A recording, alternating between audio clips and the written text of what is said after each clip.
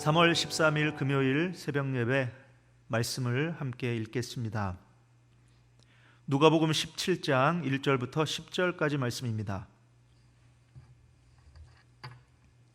예수께서 제자들에게 이르시되 실족하게 하는 것이 없을 수는 없으나 그렇게 하게 하는 자에게는 화로다. 그가 이 작은 자 중에 하나를 실족하게 할진대 차라리 연자 맷돌이 그 목에 매여 바다에 던져지는 것이 나으리라. 너희는 스스로 조심하라. 만일 내 형제가 죄를 범하거든 경고하고 회개하거든 용서하라.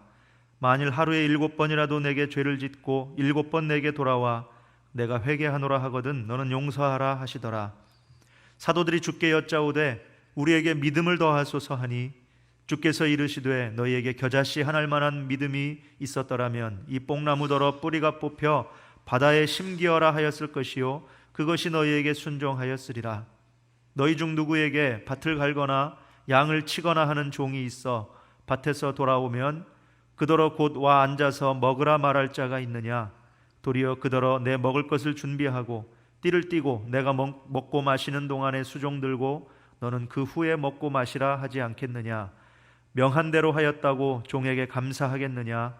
이와 같이 너희도 명령받은 것을 다 행한 후에 이르기를 우리는 무익한 종이라 우리가 하여야 할 일을 한 것뿐이라 할지니라. 아멘. 네, 오늘은 누가복음 17장 1절부터 10절의 말씀을 가지고 제자가 갖추어야 할 것들이라는 제목으로 은혜를 나누고자 합니다. 본문의 앞장인 16장은 올바른 재물관에 대한 비유가 담겨 있습니다. 그리고 오늘 이어지는 본문은 제자가 갖추어야 할 것들을 말씀하고 계십니다. 크게 세 가지로 정리가 됩니다.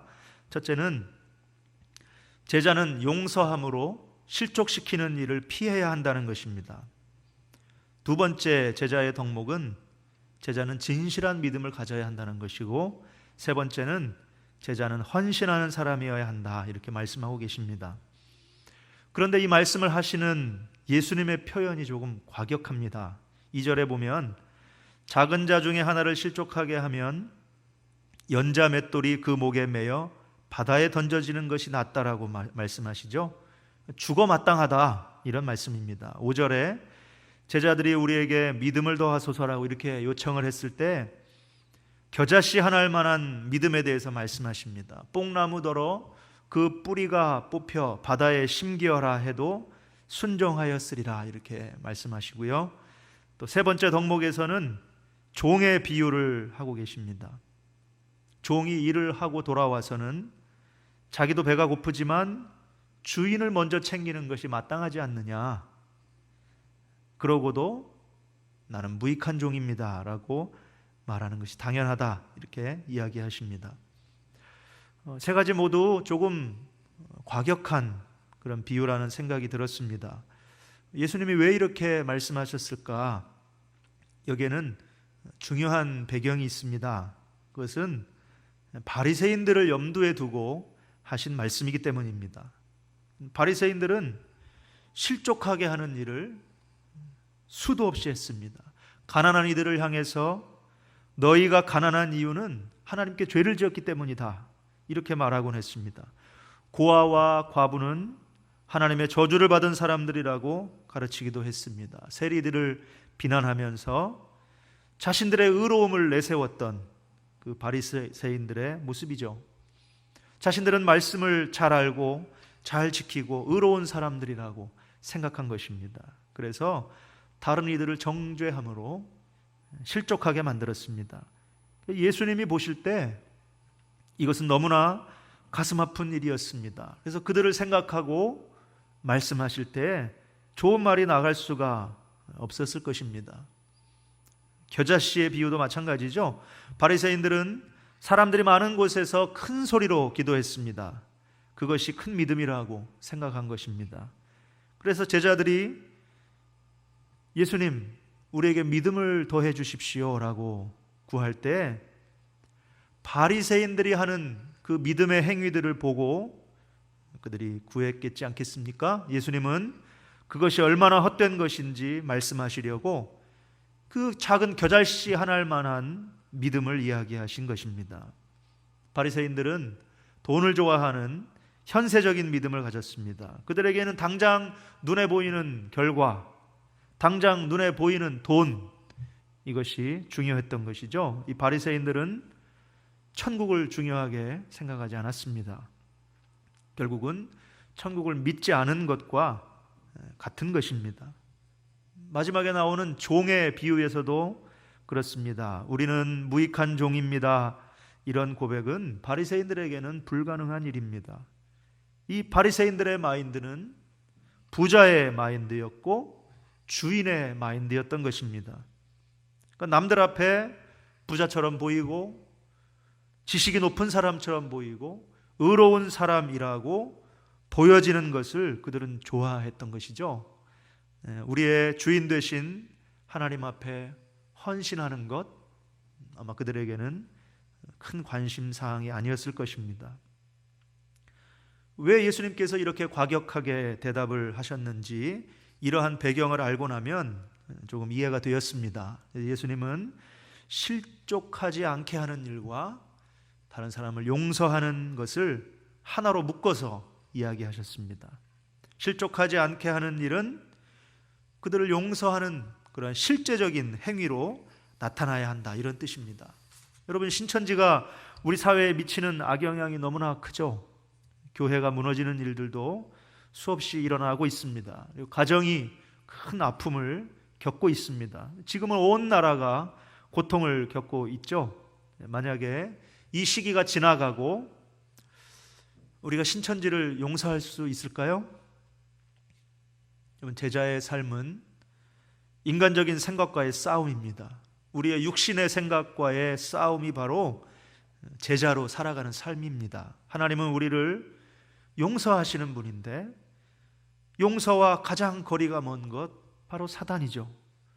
사단은 우리가 용서하는 것을 싫어합니다. 우리가 서로 사랑하는 것을 싫어합니다. 그래서 인간적인 생각은 정죄하고 판단하는 것이기 때문에 다른 사람을 용서가 쉽게 되지 않습니다. 그런데 영의 생각은 예수님의 생각이기 때문에 용서하는 행동으로 나타날 수밖에 없는 것입니다. 이번 주일 말씀에 진짜를 선택하는 삶에 대한 메시지를 우리가 들었습니다. 내 욕심, 또 인간적인 생각은 가짜인데 그것이 우리가 누군가를 용서하는 것을 막을 때가 참 많죠. 진짜를 선택하는 삶, 결국은 용서하는 것으로도 나타나야 할 것입니다. 혹시 우리가 사단에게 속아서 용서하지 않고 있는 대상이 있습니까? 오늘 이 말씀 앞에서 우리가 용서할 수 있기를 바랍니다. 오늘 우리 삶에 필요한 변화는 사실 작은 일에서 시작합니다. 이 시간 이 유튜브에 올라온 영상을 터치해서 돌려보는 것에는 엄청난 결단과 그러한 믿음이 필요하지는 않을 것입니다.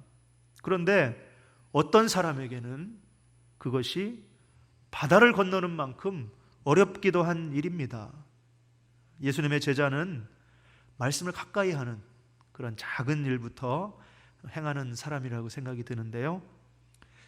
사람의 눈으로 보기에 보잘것없는 그런 이런 일들이 세상을 변화시키는 것이다 라는 것을 한번 생각해 보게 됩니다. 1907년에 평양에서 대부흥운동이 일어났습니다. 그 운동이 어떤 큰 규모의 캠페인이나 노력을 통해서 시작된 것이 아니고 골방에서 기도하던 이름 없는 자매들에 의해서 시작이 되었고요. 부흥회의 말씀을 듣던 중에 내가 바로 죄인입니다 고백했던 그 한 사람의 작은 외침에서부터 시작되었습니다. 저도 마음에 사실 잘 이해되지 않고 용서하기 어려운 그런 사람이 있습니다. 바리새인과 다를 바 없는 그런 사람이라는 것을 다시 한번 깨달아지게 되는데 그 사람을 실족하게 하는 데까지는 가지 말아야 한다는 것을 또한 알게 하십니다. 영의 생각을 붙잡는다면 용서해야 되겠다라는 그런 결단을 하게 되었습니다. 사랑하는 성도 여러분, 코로나19 때문에 찾아온 이 어려움, 이 위기는 우리에게는 기회라고 생각이 듭니다. 내가 진짜를 붙잡고 있는지 아니면 가짜를 붙잡고 있는지 깨닫게 하는 그런 기회가 되는 것이죠. 이 코로나19 회복을 위한 특별 구시기도회가 또 진행이 되고 있습니다. 그 시간에 저녁 9시에 핸드폰으로 혹은 집에서 모니터를 켜고 그 앞에서 앉아서 함께 말씀을 나누며 함께 기도하는 일, 그러한 작은 실천이 우리를 바꿀 것이라고 저는 믿습니다. 또 우리가 회개에 릴레이 금식 기도를 하고 있습니다. 일주일에 한 끼 금식하는 그 기도에 200명이 넘는 성도님들이 지금 동참하고 있습니다. 기도의 걸음에 동참해 보시기를 권면을 드립니다. 우리에게 겨자씨 하나일 만한 믿음이면 충분하다고 말씀하시는 그 예수님의 말씀을 믿기 때문입니다. 오늘 우리에게 제자가 갖추어야 할 삶에 대해서 다른 이들을 실족하게 하는 일, 용서하는 것부터 우리가 피할 수 있다고 말씀하십니다. 우리 안에 있는 작은 믿음의 실천이면 충분하다고 하십니다. 내가 주인이 아니고 내 삶을 주관하시는 하나님이 내 삶의 주인입니다 고백할 때에 우리 삶의 기도로, 섬김으로, 봉사로, 예배로, 또 어려운 이들을 돕는 우리의 발걸음으로 헌신하는 그런 걸음이 얼마든지 우리의 삶에 나타날 줄 믿습니다. 오늘 이 말씀 안에서 우리의 삶을 함께 돌아보면서 오늘 내가 실천해야 할 작은 일, 제자의 삶을 오늘도 살아가시는 우리 성도님들 되시기를 주님의 이름으로 축복합니다. 제가 한번 기도하겠습니다. 사랑의 하나님, 다른 사람을 실족하게 하고도 보여지는 믿음을 생각하며 바리새인의 마인드로 살았던 그 모습을 회개합니다. 내가 주인인 것처럼 생각하고 헌신해야 할 자리에서 주저했던 것을 고백합니다. 우리에게 겨자씨 하나일 만한 믿음을 주셔서 이렇게 말씀을 나누며 기도하게 하시니 감사합니다.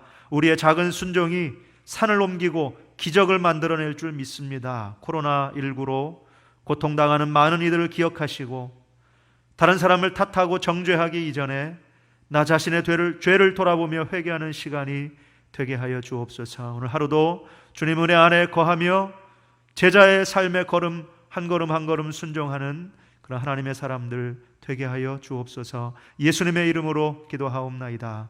아멘.